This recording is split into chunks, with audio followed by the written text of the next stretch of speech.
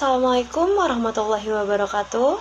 Yang terhormat kepada Bapak Ferdiansyah SEMAK selaku dosen pengampu mata kuliah akuntansi lanjutan, dan yang saya banggakan teman-teman semua yang telah menyaksikan video ini. Semoga video ini dapat bermanfaat bagi teman-teman semua. Di sini saya dan teman-teman saya akan menjelaskan materi mengenai penjualan konsinyasi. Nah, tanpa berlama-lama, kita langsung saja masuk ke materinya.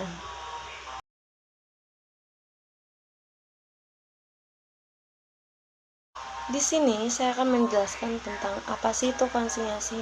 Konsinyasi merupakan suatu jenis penjualan dengan cara menitipkan barang dagang kepada pihak lain untuk dijualkan.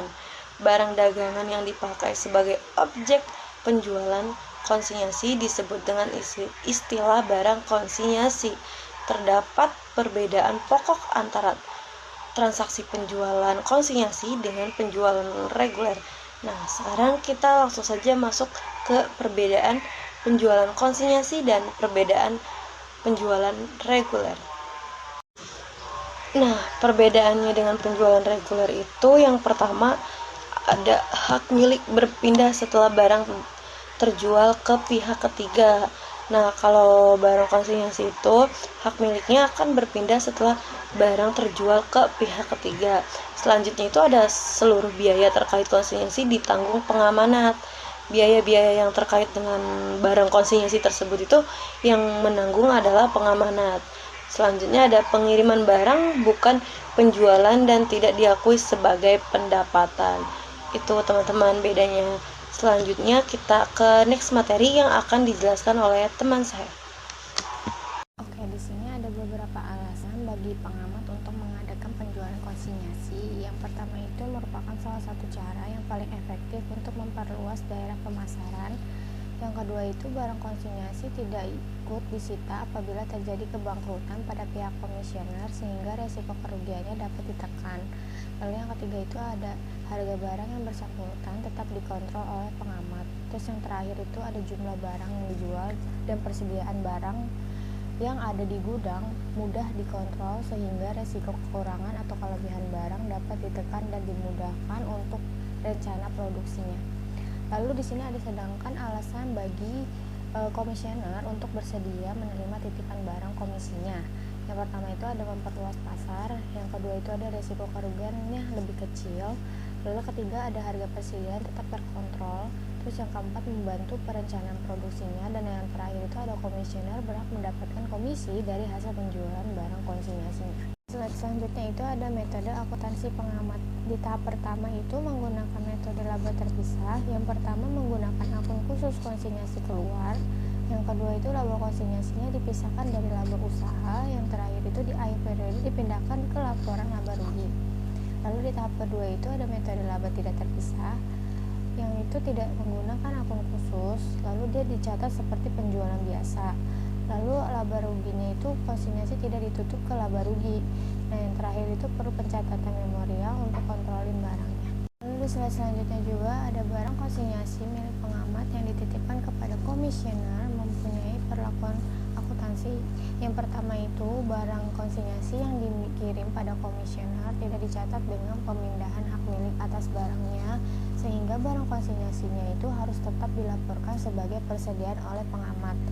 Yang kedua itu pengiriman barang konsinyasinya dari pengamat pada komisioner itu bukan suatu transaksi penjualan, sehingga pengiriman tersebut tidak boleh diakui sebagai adanya pendapatan.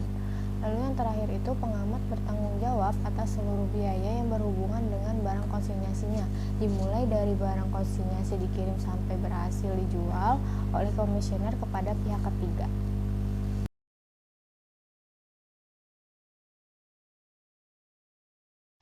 Nah, selanjutnya saya akan menjelaskan tentang apa itu komisioner. Nah, komisioner ini tuh pihak yang menerima titipan barang dari pengamanat untuk dijual kepada pihak lain. Nah, komisioner ini tidak memiliki barang tersebut, melainkan hanya bertindak sebagai perantara penjualan dan akan memperoleh pendapatan berupa komisi apabila barang konsinyasi berhasil dijual. Selanjutnya kita masuk ke materi hak komisioner dalam perjanjian konsinyasi.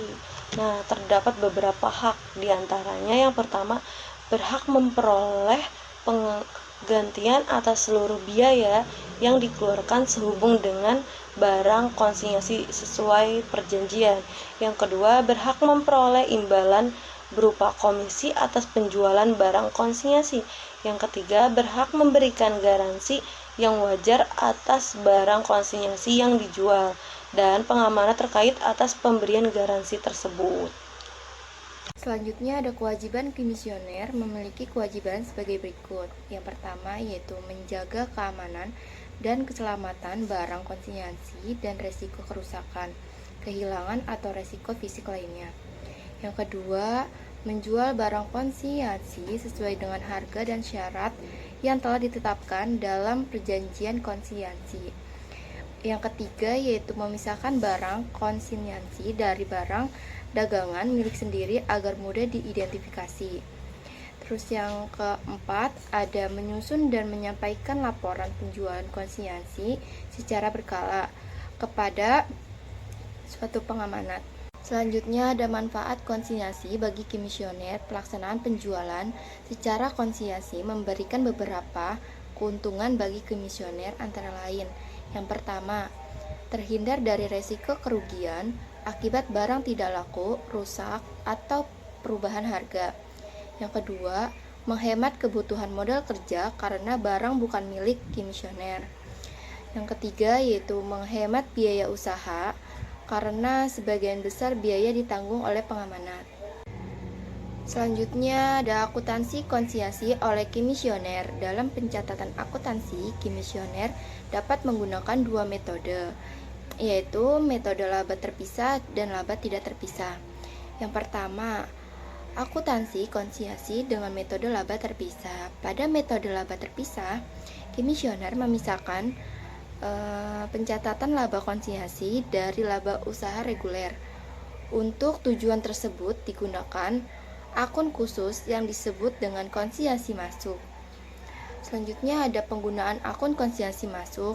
Sisi debit digunakan untuk mencatat biaya-biaya yang dikeluarkan oleh komisioner tetapi menjadi tanggung jawab pengamanat. Pengiriman uang hasil penjualan kepada pengamanat. Yang ketiga, pendapatan komisi yang menjadi hak komisioner. Sisi kredit digunakan untuk mencatat penjualan barang-barang konsinyasi. Pendapatan lain yang berkaitan dengan transaksi konsinyasi. Jadi dengan metode ini seluruh transaksi konsinyasi dapat diketahui secara terpisah dari transaksi penjualan biasa. Yang kedua, akuntansi konsinyasi dengan metode laba tidak terpisah. Pada metode laba tidak terpisah, komisioner tidak menggunakan akun konsinyasi masuk. Transaksi konsinyasi dicatat seperti transaksi penjualan biasa dan laba konsinyasi digabung dengan laba usaha reguler. Untuk membedakan dengan transaksi barang milik sendiri, setiap transaksi yang berkaitan dengan barang konsinyasi dicatat ke dalam akun, nama pengamanat atau utang pengamanat. Penggunaan akun nama pengamanat. Sisi debit digunakan untuk mencatat biaya-biaya yang menjadi tanggung jawab pengamanat. Terus penyetoran yang uang hasil penjualan kepada pengamanat. Sisi kredit digunakan untuk mencatat harga pokok penjualan, barang konsinyasi, hasil penjualan, dan penerimaan lain yang berkaitan dengan konsinyasi. Ya, baik, selanjutnya di sini saya akan menjelaskan tentang uang muka dalam penjualan konsinyasi. Dalam perjanjian konsinyasi, pengamanat dapat mensyaratkan adanya uang muka yang dibayarkan oleh komisioner. Uang muka ini berfungsi sebagai jaminan atau tanda kesanggupan komisioner untuk menjual barang konsinyasi. Ciri-cirinya yaitu dicatat oleh komisioner dalam akun uang muka konsinyasi. Lalu tidak dicatat dalam akun konsinyasi masuk karena bukan merupakan bagian dari transaksi penjualan konsinyasi. Yang ketiga, disajikan dalam laporan keuangan komisioner sebagai piutang sampai transaksi konsinyasi selesai. Yang terakhir, pada akhir periode, uang muka dapat diminta kembali atau diperhitungkan dengan hasil penjualan konsinyasi. Ya, baik. Selanjutnya di sini saya akan menjelaskan tentang uang muka dalam penjualan konsinyasi. Dalam perjanjian konsinyasi, pengamanat dapat mensyaratkan adanya uang muka yang dibayarkan oleh komisioner. Uang muka ini berfungsi sebagai jaminan atau tanda kesanggupan komisioner untuk menjual barang konsinyasi. Ciri-cirinya yaitu dicatat oleh komisioner dalam akun uang muka konsinyasi. Lalu tidak dicatat dalam akun konsinyasi masuk, karena bukan merupakan bagian dari transaksi penjualan konsinyasi. Kesimpulan dari materi ini adalah penjualan konsinyasi adalah kerjasama penjualan di mana hak milik barang tetap pada pengamanan sampai barang terjual, sementara komisioner memperoleh komisi tanpa menanggung risiko. Pencatatan akuntansinya dapat menggunakan metode laba terpisah atau tidak terpisah, dengan tujuan menjaga kejelasan dan ketetapan laporan keuangan. Mungkin itu saja yang dapat kami sampaikan. Kalau lebihnya mohon maaf. Wassalamualaikum warahmatullahi wabarakatuh. Kesimpulan dari materi ini adalah penjualan konsinyasi adalah kerjasama penjualan di mana hak milik barang tetap pada pengamanan sampai barang terjual, sementara komisioner memperoleh komisi tanpa menanggung risiko. Pencatatan akuntansinya dapat menggunakan metode laba terpisah atau tidak terpisah, dengan tujuan menjaga kejelasan dan ketetapan laporan keuangan. Mungkin itu saja yang dapat kami sampaikan. Kalau lebihnya mohon maaf. Wassalamualaikum warahmatullahi wabarakatuh. Kesimpulan dari materi ini adalah penjualan konsinyasi adalah kerjasama penjualan di mana hak milik barang tetap pada pengamanan sampai barang terjual, sementara komisioner memperoleh komisi tanpa menanggung risiko. Pencatatan akuntansinya dapat menggunakan metode laba terpisah atau tidak terpisah, dengan tujuan menjaga kejelasan dan ketetapan.